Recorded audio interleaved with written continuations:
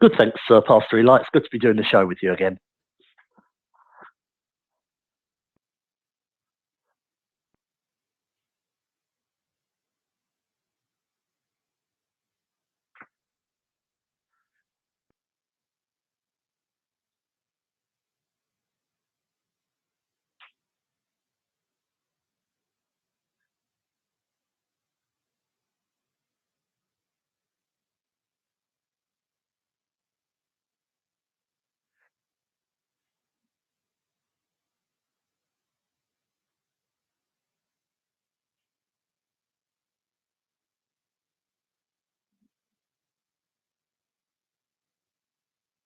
Mm,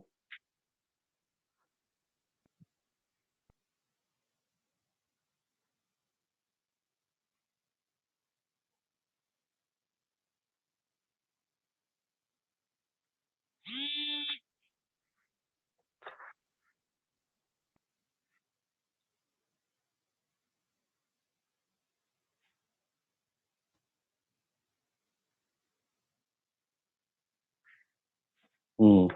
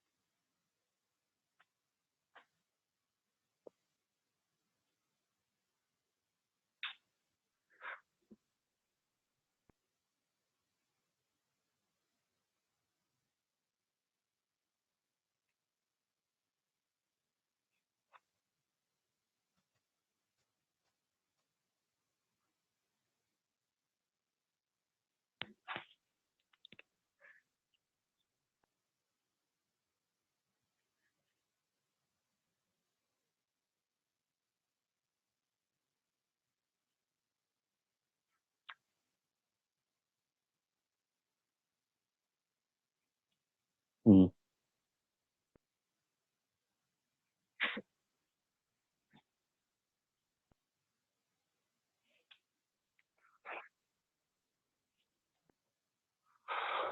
Well, I mean, I've just really looked at the mainstream coverage and of this, and firstly, I started as soon as I saw this co-pilot's name. Alarm bells started going up. It looked like a Jewish name. The father is a businessman. Um, all these different things, but so that made me think. And then this morning, I actually read a Daily Mirror article, which is one of the leading tabloids in the UK, and they're alleging now that his girlfriend, that was sort of on-off girlfriend, is pregnant with his child. But interestingly, her surname is Goldbark. And so it's sort of, you start putting these two and two together. So, but the main thing that I got from it, if what they're telling us is true, if this is just a guy that was insane and decided to lock the captain out and deliberately fly the plane into a mountain, then what we need to look at is the Jews are behind this, indirectly, and I'll explain why. After 9/11, everything was changed. Whereas, you probably were when you were a kid, you were on a flight and you could go up and meet the captain and you could stand in the cockpit and see what he's doing and look out the window and stuff. Of course, now you can't do it because Arabs with box cutters might go in there, and if the plane door, the cockpit door isn't securely locked, then someone else can get control of the plane. And my point being is we know that didn't happen, and 9/11 was a complete lie, but one of the upshots of 9/11 was to make sure that all cockpits were securely locked from that moment on, and so people couldn't access it. And so my point here is that if that hadn't been brought into force, then people would have been able to get in and out of the cockpit, and this wouldn't have happened because this co-pilot would have been overpowered by the other members of the crew and even the passengers. So the fact that they introduced all these locking doors, making it so secure that what we're being told is the actual pilot was trying to kick the door down and everything.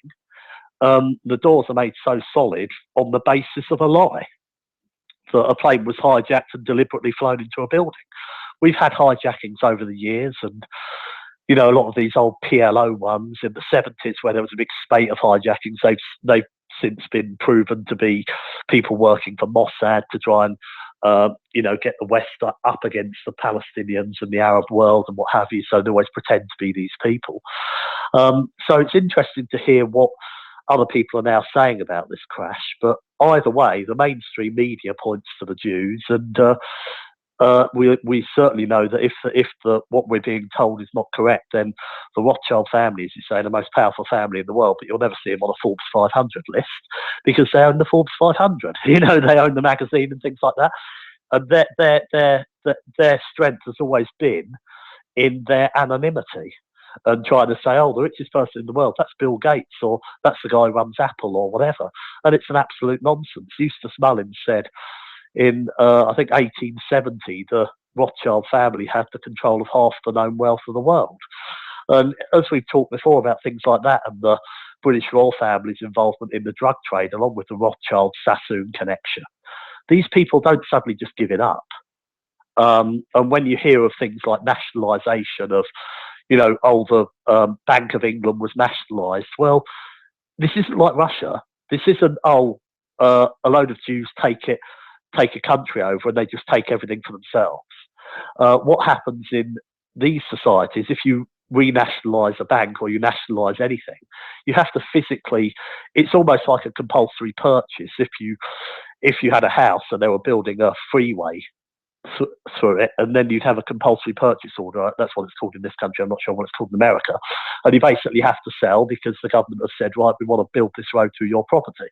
And it's the same with something like nationalising something. You still get paid for it. They don't suddenly just take it off people for nothing.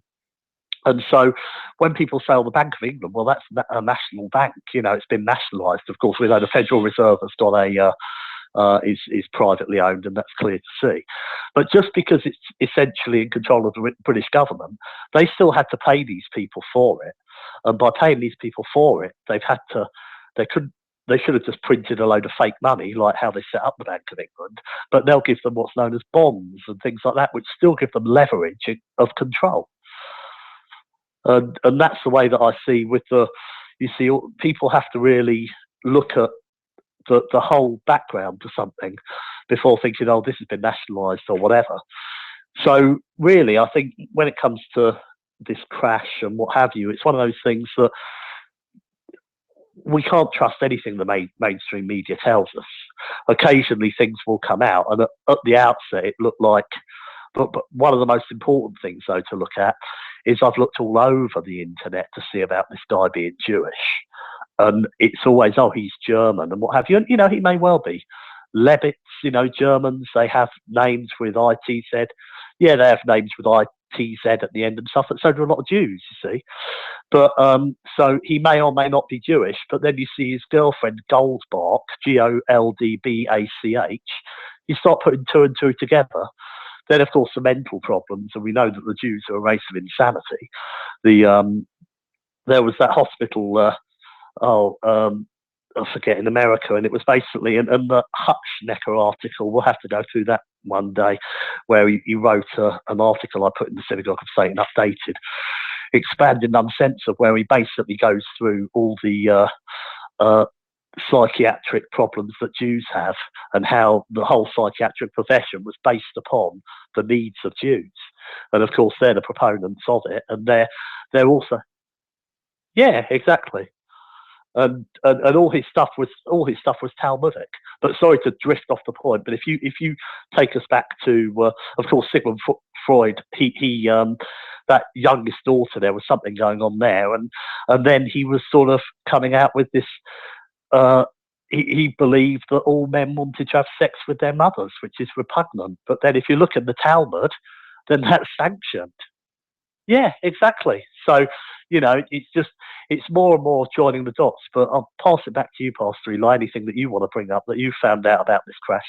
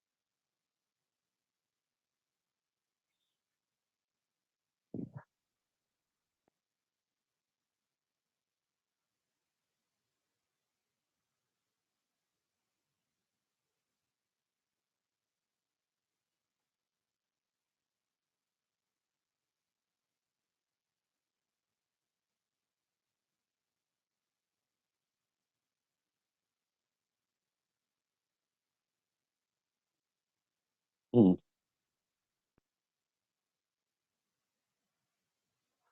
yeah,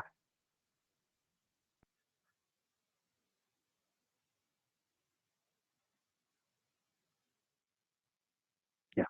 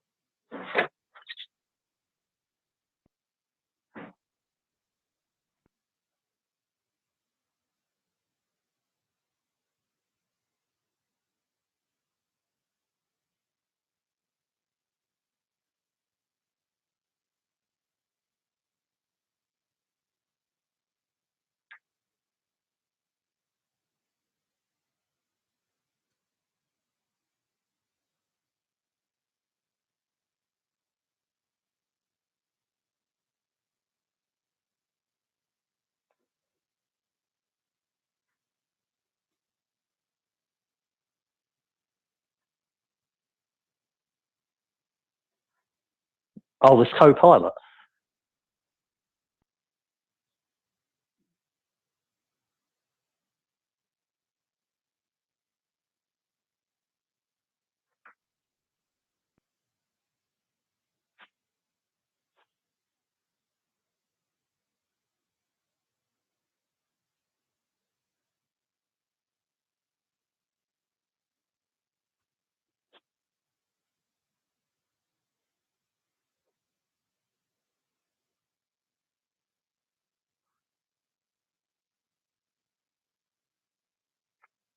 mm,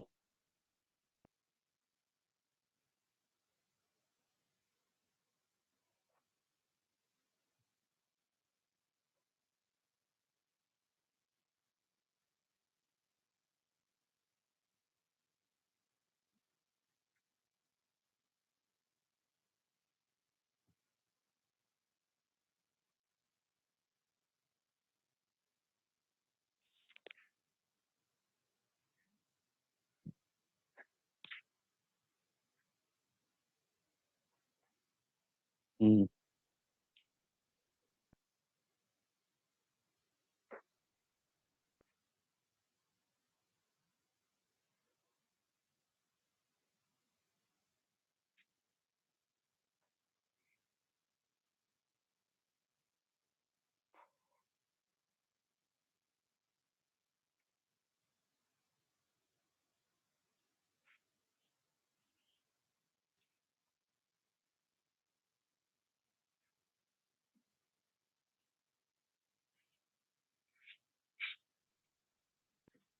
Absolutely. I think the only thing here, though, is I mean, I don't know one way or another, but I think that there's I heard some other broadcaster saying recently on a show that as soon as we have a event like the Boston bombing or something like that, or the Sandy Hook school shooting, what have you, these days the stories are going up straight away. This deconstructing the story, and this didn't happen and that didn't happen and what have you.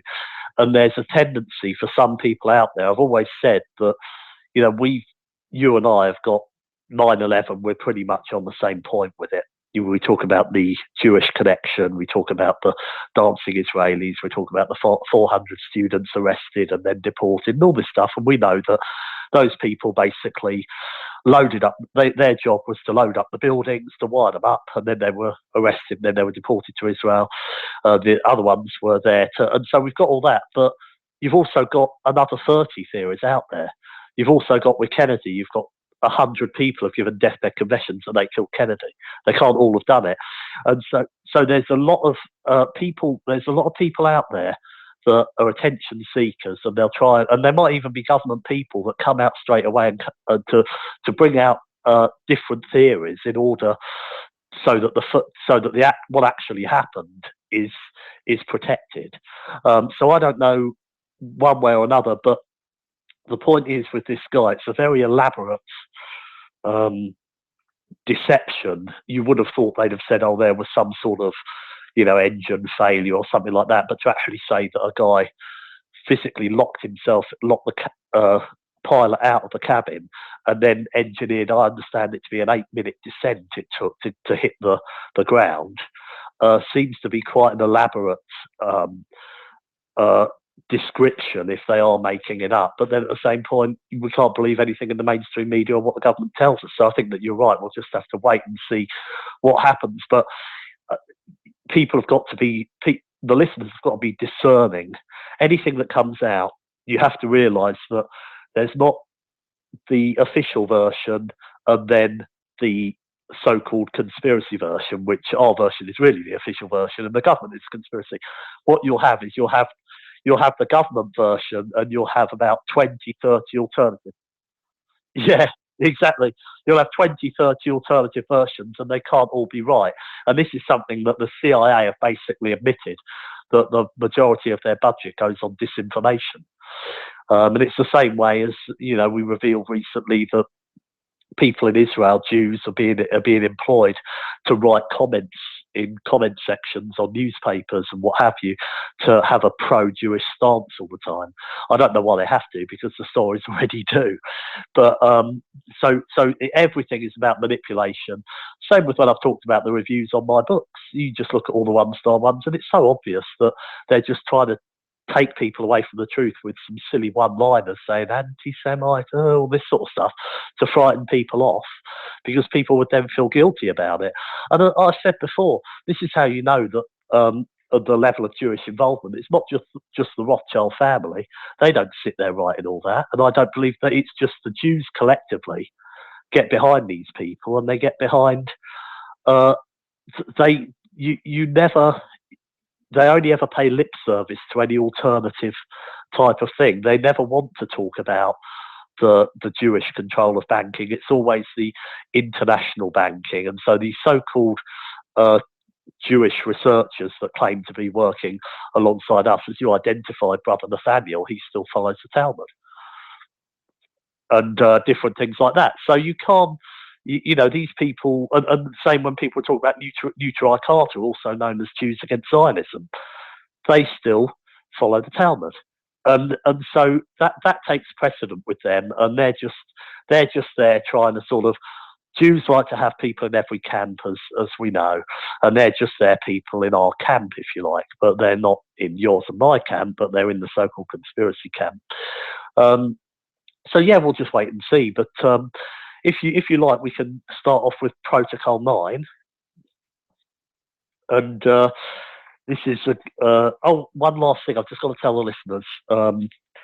Right, basically, wherever you are in the world, um, in 3 hours 5 minutes from now, but tomorrow. So I'm saying it this way so that people, because it's 5 o'clock GMT or British summertime, I believe now.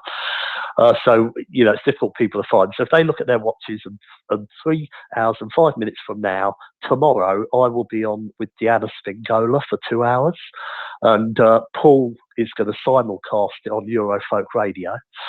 So that's going to be a bonus show for people. And if people can't tune in live, then there'll always be somewhere where you can download it, and I'll be sending out a download link.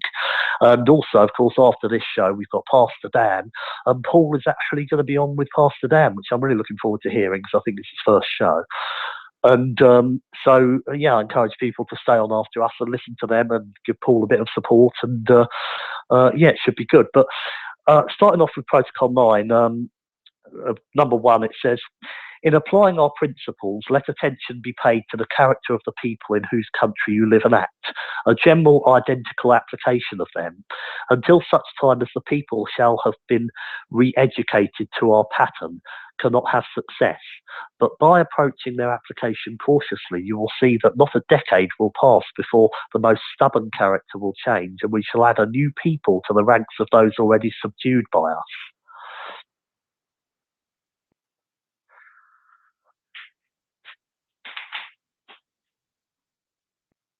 Mm. Yeah. Yeah, that's exactly what I was going to say. Yeah, and Holocaust.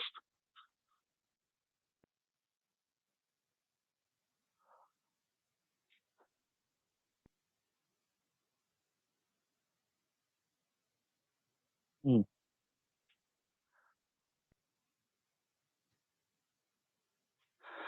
definitely, and then it goes on point 2.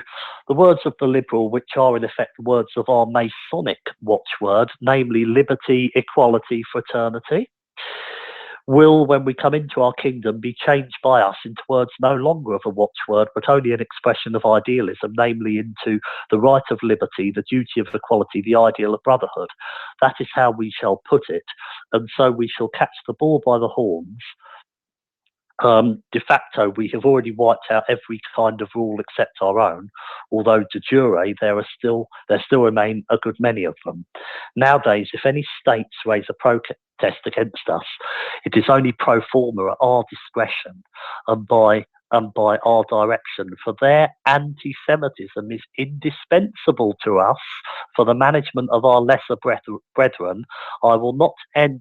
Yeah, I will not enter into further explanations, for this matter has formed the subject of repeated discussions amongst us. So, as you just said, anti-Semitism.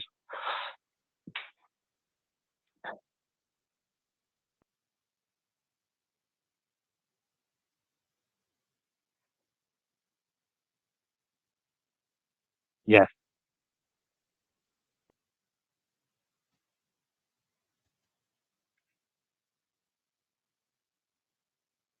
absolutely.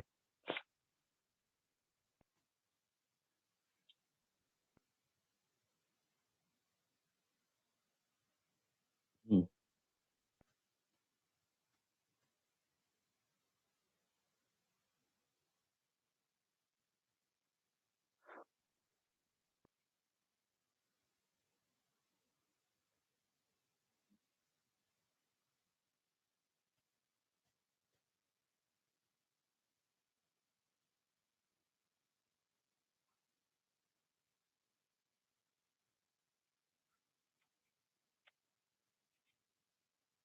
Mm.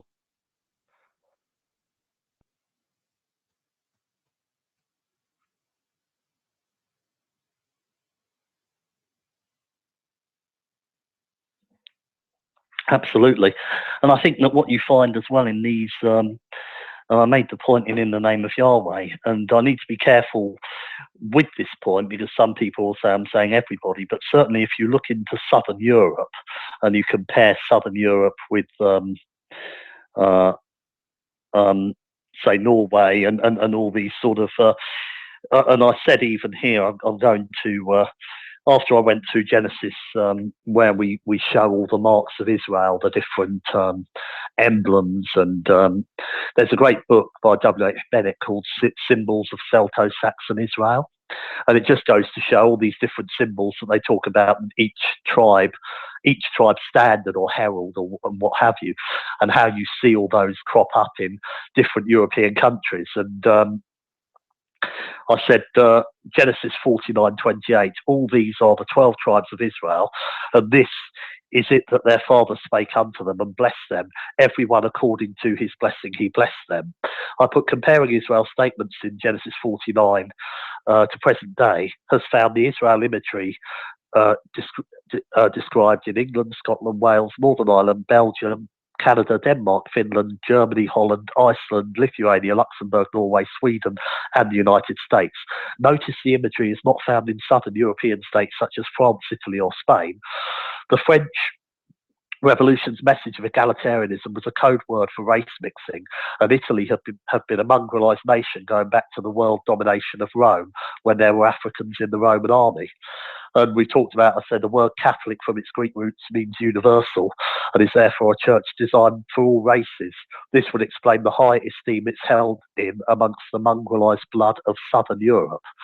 So I want to make a point here that, yeah, all these sort of, they're all Catholic, aren't they, Pastor Eli?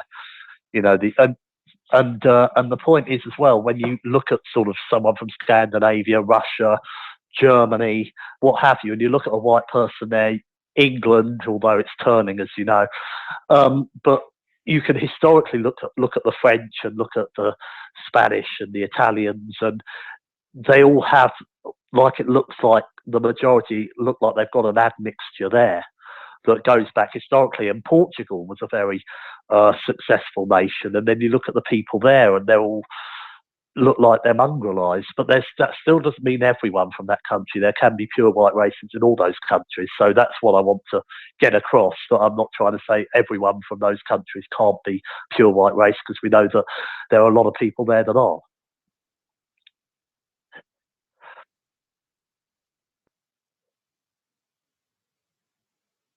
Yeah.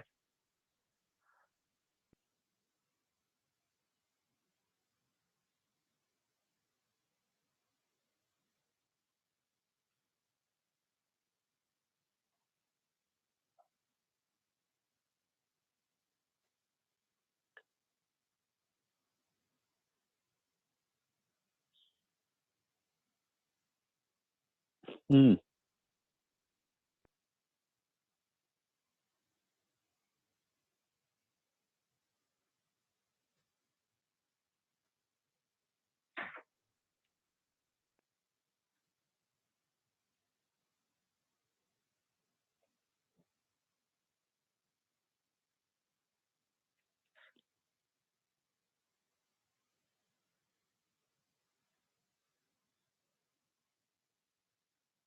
Mm.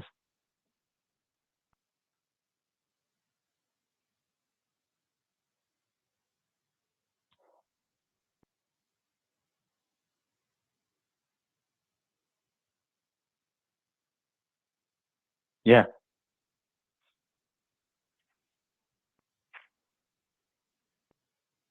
Mm.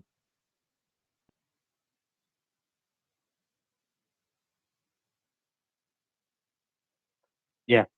Exactly. And of course, there with those Napoleonic wars, we had the Rothschild brothers financing each side.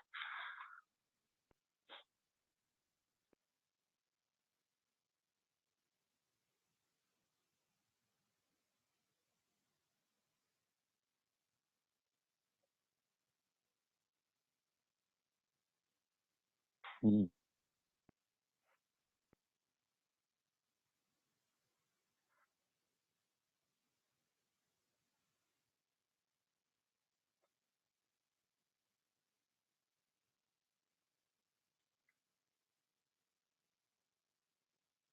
Mm.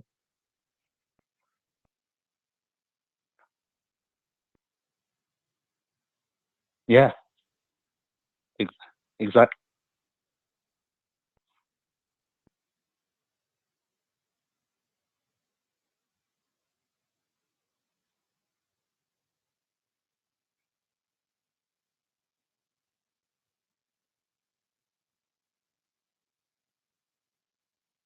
Mm. Absolutely.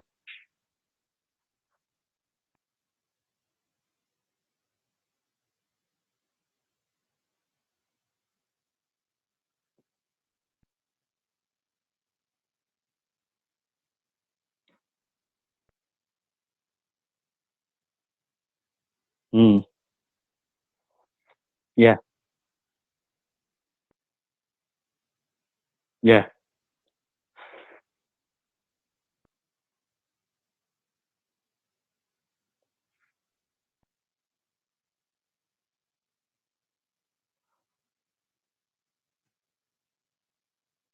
Exactly. It's what we talked about before. It's that's why we all have a two-party system everywhere, because it gives you the illusion that there's choice, but they're not giving you any choice at all.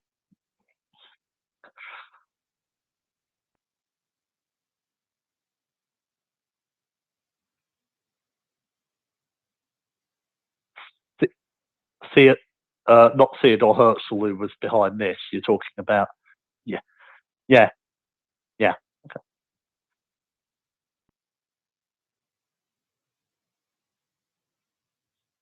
Mm,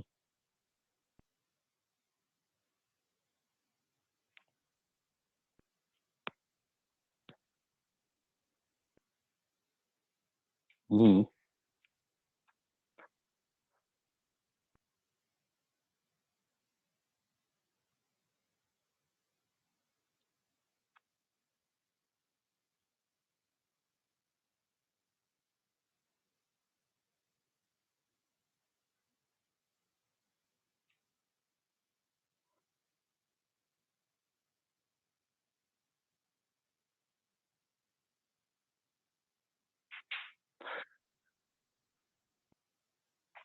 exactly, and it also, my point before about so-called Jewish conspiracy theorists, if we take the Holocaust as one point, there are only two Jews that I'm aware of that have questioned the official version.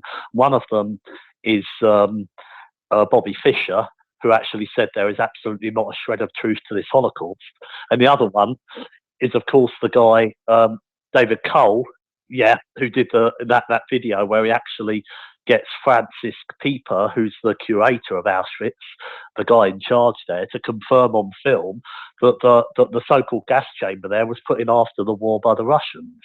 And of course, oh, that's up there as well. That's good. Yeah, he disappeared because he was absolutely hounded by all these Jews turning against him. And suddenly, about a year or so ago, he re-emerged because he'd had to change his name to David Stein. So notice that the name change he still chose the Jewish surname. Yep, this is correct.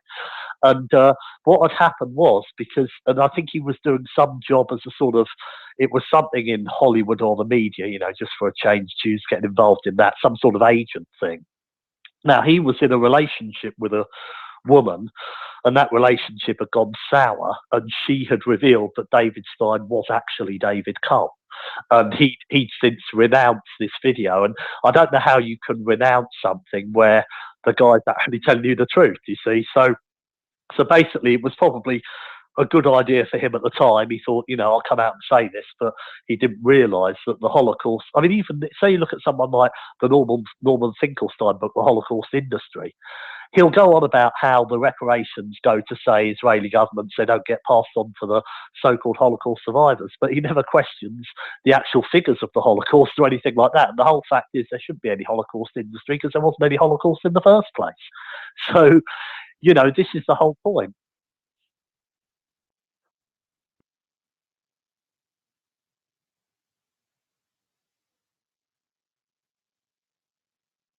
Mm.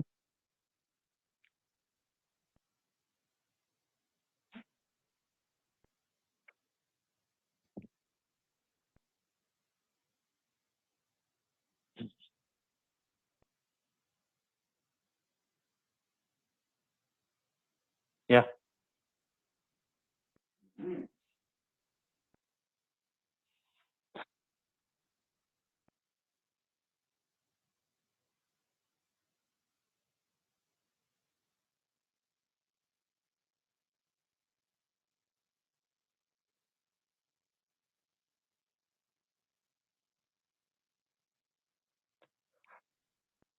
Well, Well, the key thing for me here, and this is a really good, I'm really pleased you raised this, because if people want to see what we're referring to here, we're not referring to something someone said, we're referring to an actual plaque that stood at Auschwitz that said 4 million Jews died here. That was replaced by a plaque in the 1990s with one saying 1.5 million Jews died here. So basically, what they've done is they've reduced the figure by 2.5 million. However, if you question the 6 million figure, you could go to jail in these countries. So the point is that it's all there. These are the plaques. You can go online, you can look up the plaques on, and you'll see. And so what the Jews are basically saying is 6 million minus 2.5 million equals 6 million. And it goes to show how ridiculous these Holocaust denial laws are, because something like that, if you raise that in court, oh no, you can't say that. That's, you can't question it. You're not allowed to question it. So, anything else in life, it's just so ridiculous. And it just, like you said yourself just then, if it, they fall over on their own lies, and so they have to bring in a law, that's so ridiculous that basically says we've reduced the figures by 2.5 million, but if you say it's now 3.5 million, not 6 million, then you go to jail. And that's the sort of nonsense that these Jews come out with.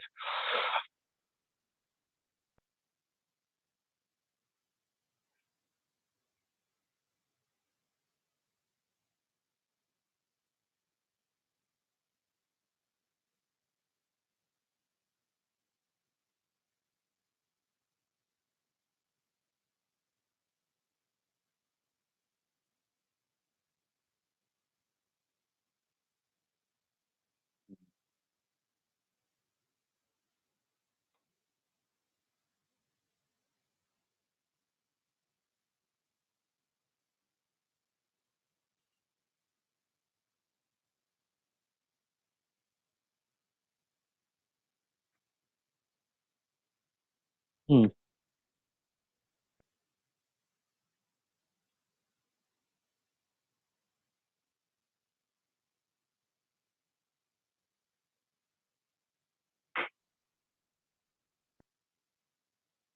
Hmm.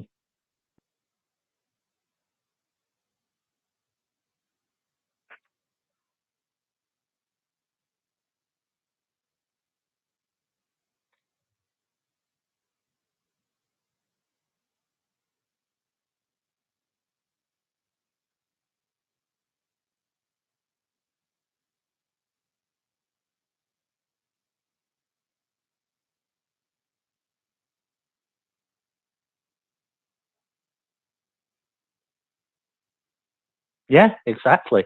And it's all these different things that they quietly put to one side because, like you said, science have moved forward in the same way that a great proportion of Anne Frank's diary was written with a ballpoint pen that didn't come out until after the war.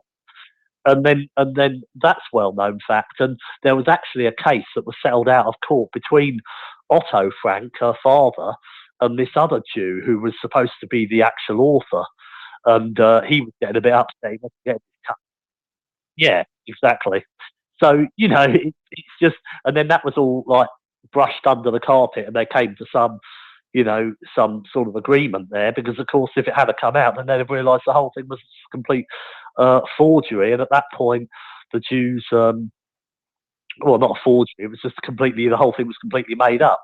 But at that point, the Jews were using the Holocaust as it was the building blocks for what we have today, which is something John Friend said in a recent show, which I think was a really good point, that the Holocaust industry has replaced Christianity in schools, and upon the Holocaust, you build political correctness, because as soon as anything sort of that could be pertained to as racist, you can say, oh, you know, look at what the Germans did to the Jews, that was racist. And if you make any sort of racist remark, then that's the inevitable end result, is the genocide of a complete people, and all this sort of stuff to frighten the kids into never questioning these controllers and this immigration and all that they have.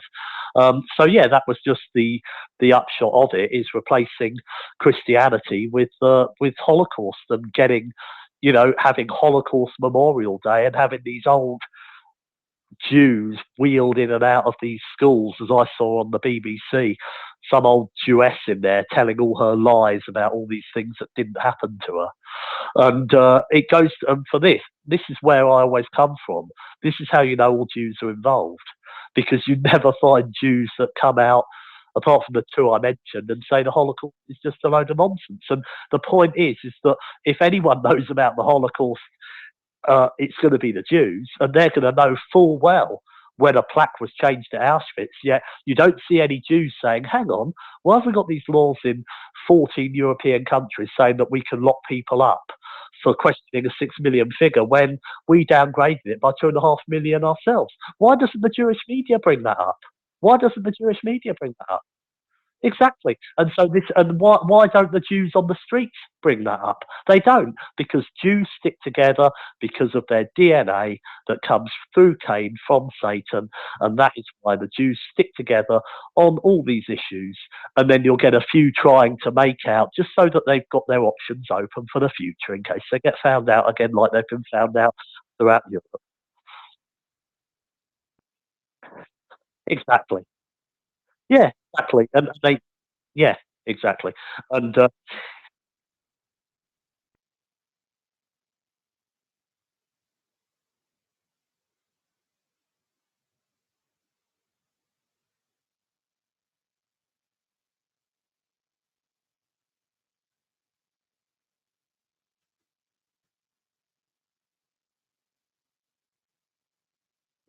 free. Yeah, I've got, for us, there are not checks to limit the range of our activity. Our super government subsists in extra legal conditions which are described in the accepted terminology by the energetic and forcible word dictatorship. I am in a position to tell you with clear conscience that at the proper time we, the lawgivers, shall execute judgment and sentence. We shall slay and we shall spare. We, as head of all our troops, are mounted on the steed of the leader. We rule by force of will, because in our hands are the fragments of a once powerful party, now vanquished by us. And the weapons in our hands are limitless ambitions, burning greediness, merciless vengeance, hatreds and malice. That's nice, isn't it? Yeah, yeah. Well, if we could take one point, if you give us an example of limitless ambitions of Jews, that's the first one they mention. It would be like international banking, wouldn't it? The control of the whole world, limitless ambitions. Um, and then if we go on to the next one, burning greediness. Well, I don't think we even need to give an example of that as it relates to Jews. Yeah. Even sayings as saying, yeah. Or something being referred to as a Jew deal. You know, it was known historically. You know, like there's the Franklin Roosevelt's New Deal that turned out to be a Jew deal. Like,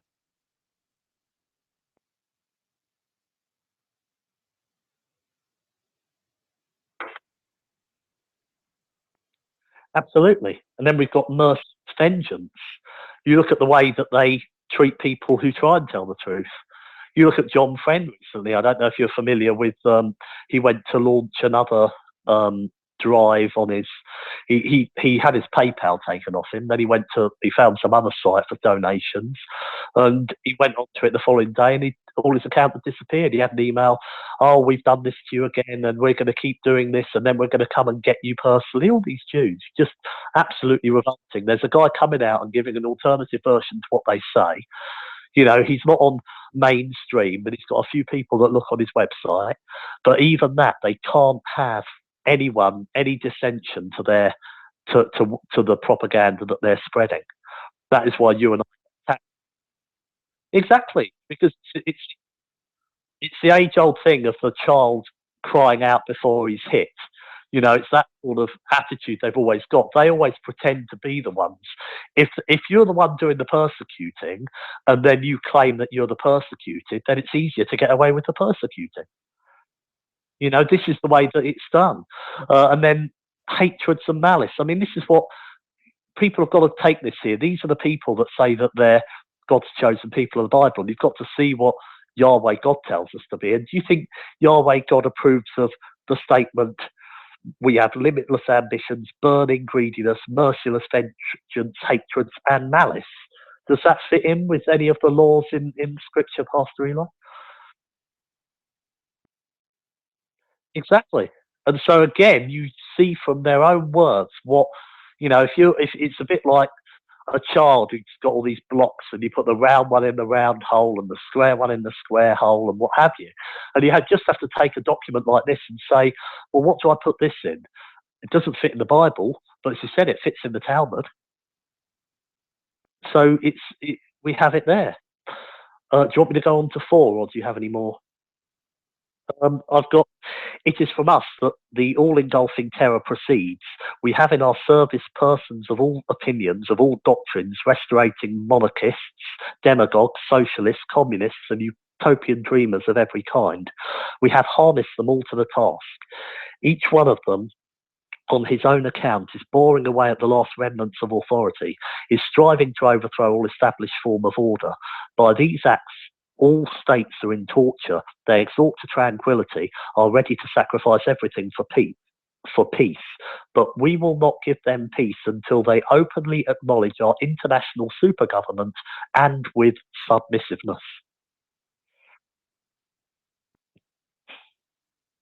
Exactly. And Number 5, the people have raised a howl about the necessity of settling the question of socialism by way of an international agreement. Division into fractional parties has given them into our hands, for in order to carry on a contested struggle, one must have money, and the money is all in our hands.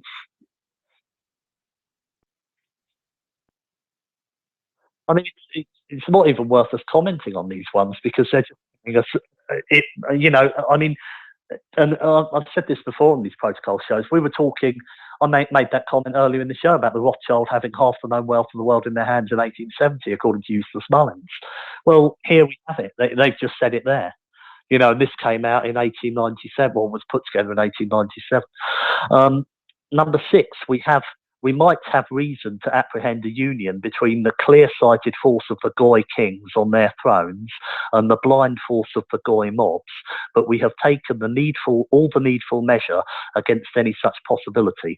Between the one and the other force, we have created a bulwark in the shape of a mutual terror between them. In this way, the blind force of the people remains our support, and we only, shall provide them with a leader and, of course, direct them along the road that leads to our goal.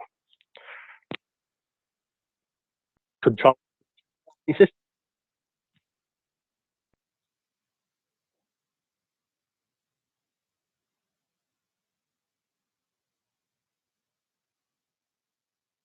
Yeah, I don't know.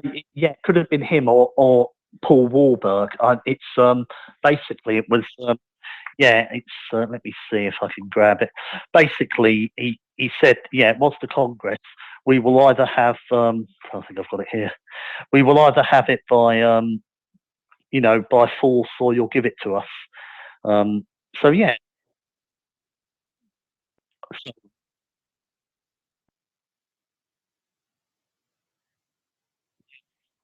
it,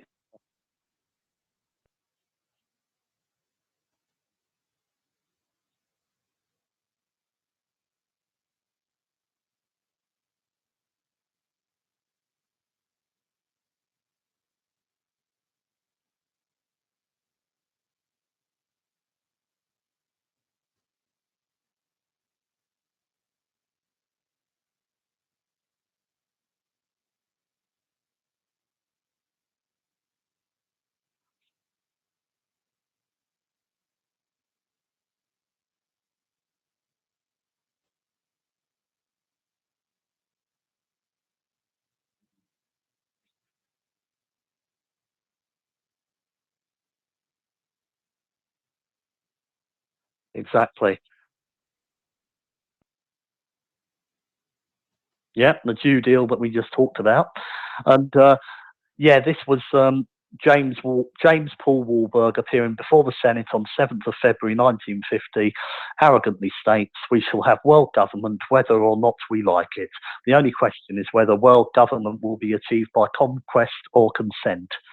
So yeah, it's and then of course you look at what we've got today. That's exactly what we do have. We don't have to have. I've said this to people before when they talk about global currency and stuff. You know, if you look at something like a PayPal, for example, and you just pop your money in, if I buy something in uh, dollars or something, then I just pay by dollars and it takes my money in UK pounds and then it converts it in an instant by computer and the money is in the next person's account. Yeah, exactly. And so, yeah, there's always the fee there. But the point is, yeah, and so the point is that we do technically have a world currency anyway, because if all the computer's doing the job for it, you see. So all these people that say, "Oh, we're going to have a world currency and we're going to have world government and we're going to have a world army," it's already there. You know, the world army is already there. Every so-called enemy of ours is all constructed. You know, whether it's Al Qaeda or ISIS, what have you, it's all constructed. And if they say, for example, and it always falls on its face because, like, when they took out Iraq, for example, they get the Iraqi people are the people that pulled down the statue of Saddam Hussein. And so it's almost like, oh, we just had to go in to take out some of their military because all the people were welcoming the Americans with open arms. Same in Libya, all the people wanted us to come here, and because this guy was a dictator and a tyrant and all that. And so what they're basically saying is that there's no opposition to what they want to do. The only opposition to what they want to do is one-offs like a fanatical tyrant leader such as a Saddam Hussein or a Gaddafi, or these so-called terror groups, which are like fanatical little groups, but they never say, right, you see, in the past, they always drummed up the Cold War and we always in fear of Russia, and it was the whole of Russia against the whole of America and what have you. And so it was actually, yeah, but it was an identifiable enemy. But my point is now that there's no identifiable countries as enemies. It's only these so-called um, terrorist organisations within, exactly. And so they've already got the world army, because when you look at, you know, these incursions that we're behind into these different countries in the Middle East, then you find you've got people from the Australian army there, the French army, the British army, America, all around Europe, they're all going in. And so we already have this. Look at NATO.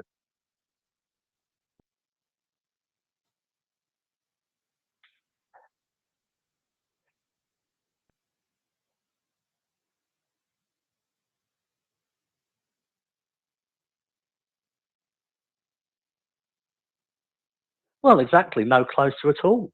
And the nations were better off. It turned out with Gaddafi in Libya, they actually, I forget which one, I think it was Gaddafi in Libya, his educational system was fantastic because he was getting all the proceeds from his oil sales and stuff and actually putting them to the benefit of his people. And his people actually loved him for it.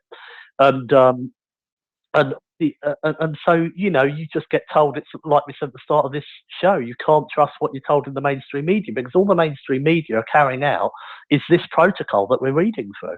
They're carrying out this lies and propaganda. And Rockefeller told us himself when we did the show last week about how he thanked the media at Bilderberg conferences who attended but never reported it. So what's the point of being there then?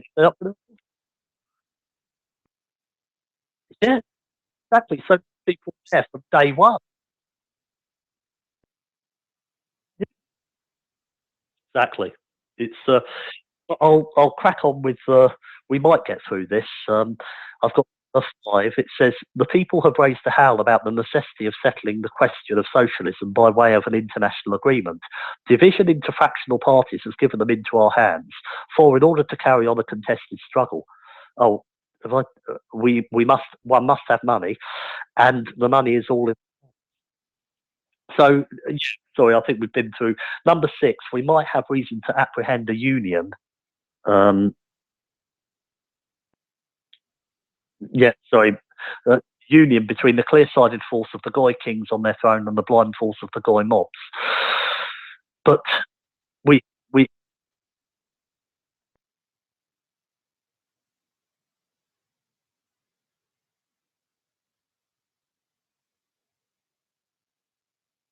exactly.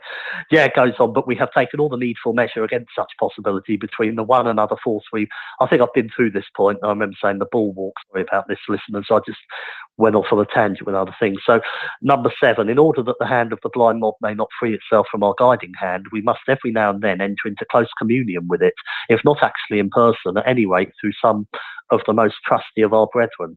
When we are acknowledged as the only authority, we shall discuss with the people personally on the marketplaces, and we shall instruct them on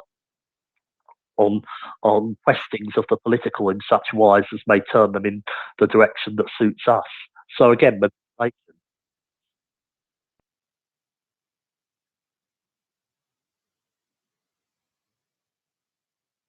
exactly. It's like I've said to people before when they talk about a party coming in saying, "Oh, we're going to reduce immigration."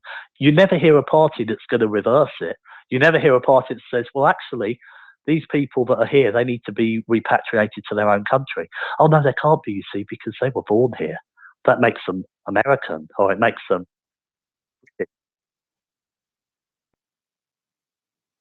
Yeah, exactly. So the point is that they never give you the two parties give you options, lukewarm options, and then when you find out when they actually get into power, you just need to look at what's happening in Congress. All these Republicans that were supposed to be against the Obamacare thing, and it's going through, and they've got control of both houses. How does that work? So what's their reason? Exactly. They claimed they were going to block it, and this is the whole thing. If you buy a product and that product, it tells you, you buy a toaster and it tells you it's going to do your toast or whatever nicely, and then you turn it on and there's a problem with it and it burns it every time, then you take it back and you get a refund because it's not doing the job that it claimed to do. With a political party, they can tell you any lie that they want, and as soon as they're in office, they don't have to adhere to any of the statements that they've made.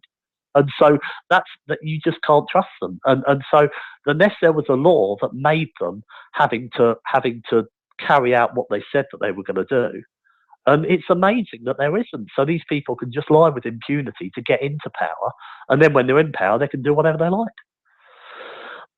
We've got point 8. It says, "Who is going to verify what is taught in the village schools? But what an envoy of the government or a king on his throne may say cannot but become immediately known to the whole state, for it will spread abroad by the voice of people." It goes on exactly, and yeah, and again, who's going to verify what's taught in the village schools? Well, the we talked about the Holocaust. All these so-called Holocaust survivors going into schools now, so we know who's going to verify that. Point 9: in order to annihilate the institutions of the Goyim before it is time, we have touched them with craft and delicacy. We have taken hold of the ends of the springs which move their end of the springs which move their mechanism. These springs lay in a strict but just sense of order. We have replaced them by the chaotic license of liberalism. We've got exactly. We've got our hands into the administration of the law, into the conduct of elections, into the press, into liberty of the person, but principally into education and training as being the cornerstones of a free existence. Christian youth destroyed. I'm not sure if that's been added in by Bible believers or if that's an actual.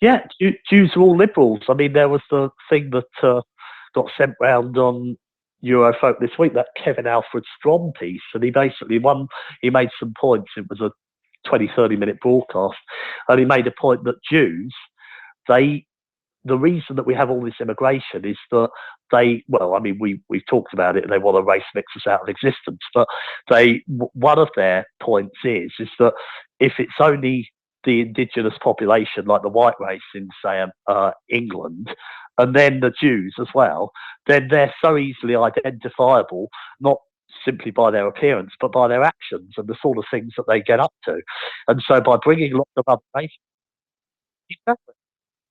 exactly. And so in the end, if they can be bringing a load of other minorities, and this is like I said before, this is why we have all these hate laws coming in, and now we see that they're using them for their benefit.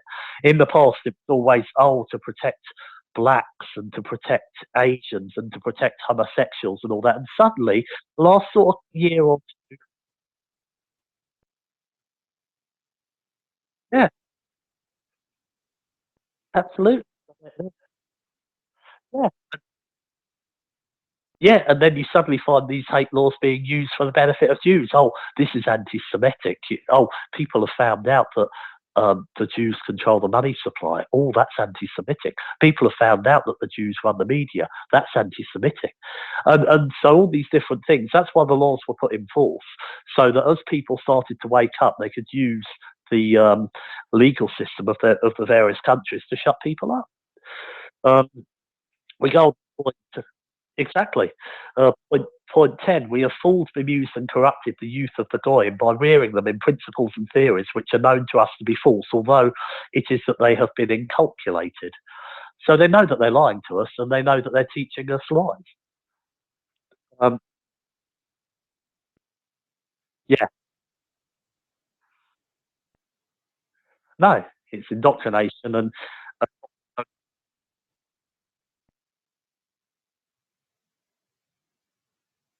yeah, yeah. Like, the liberals are the uh, uh, largely pure white race that actually follow these people. These ones think that the solution to all wars and the solution to racial differences is basically race mixing. That's their solution. Their solution is their racial annihilation. That's their solution. Yeah. Oh, because the Yeah, because the white race are always demonised. The white race, it's the whites that were responsible for slavery. It's the whites that caused both world wars. It's the whites that were responsible for the Holocaust. And it goes on and on and on and on and on. And if we're so evil, then why the hell do all these non-whites want to come into our country? Surely they're scared of us.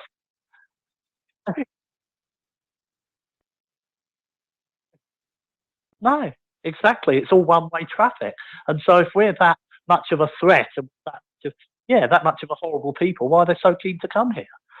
Um, Point 11, above the existing laws without substantially altering them and by merely twisting them into contradictions of interpretations, we have erected something grandiose in the way of results. These results found expression in the fact that the interpretations masked the law. Afterwards, they entirely hid them from the eyes of the government, owing to the impossibility of making anything out of the tangled web of legislation. Um, and then the last 2 points, 12, this is the origin of the theory of our course of arbitration.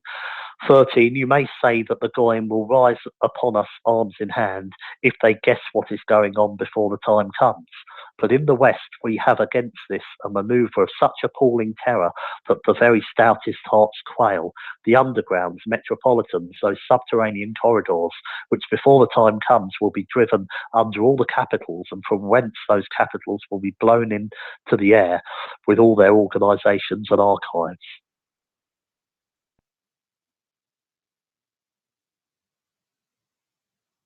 Yeah, exactly. They're saying what they're basically saying there is we've infiltrated. We're so deep in the infiltration that we're in position. It's just ready for someone to say launch. We're in the positions now, and they're talking about being in these positions over nearly 120 years ago, 118 years ago. So that's why it's no surprise when you see that we live in a Jew world today. because they've got control. They had control then. They're telling you they had control over 100 years ago. And so this is why we are now 10% of the world's population, when at the time that document was put together, we were over 30% of the world's population. And it's all about connecting the dots, folks. If you're going to listen to these people that will give out good information. Sorry, Bob. Yeah, yeah, yeah, exactly. But this is where you get certain researchers will come out with a good article and that, and then they'll get to, oh, well, Jesus was a Jew and the Jews are the Israel of the Bible and they're horrible and all that. And these people, they do themselves a disservice by not looking at the identity message, because they basically say,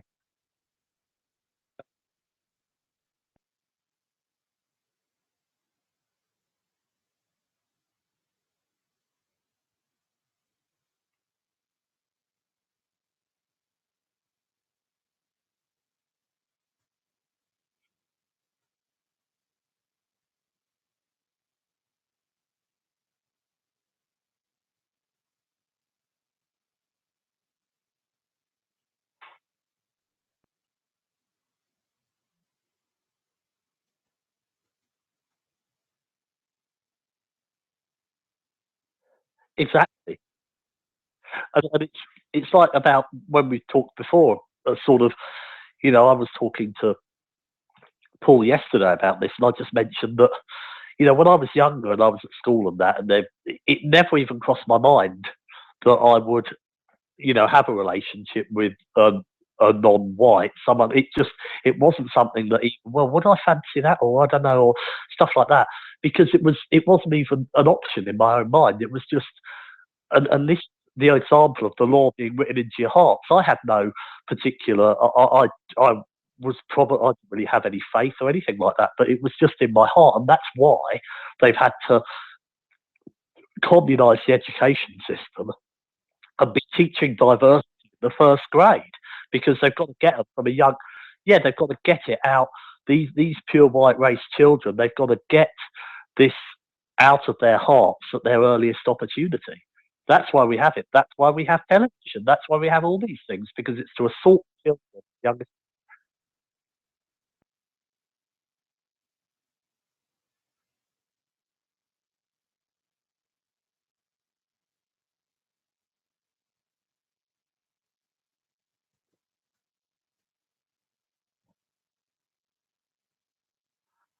yep.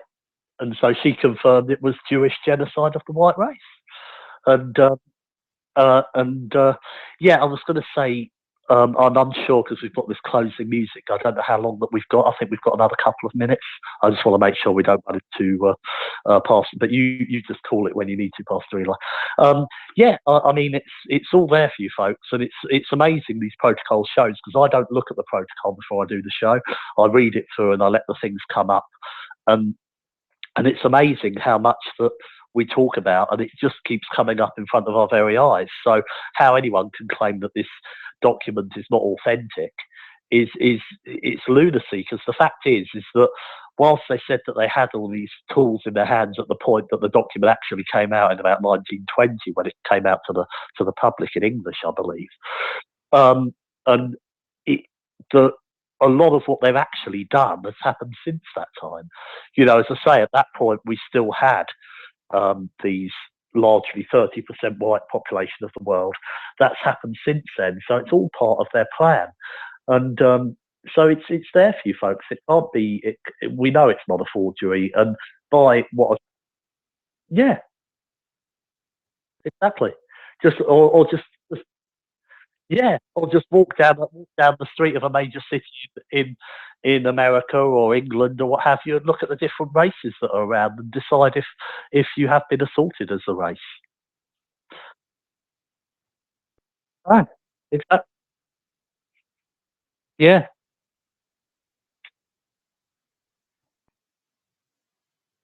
Mm, exactly.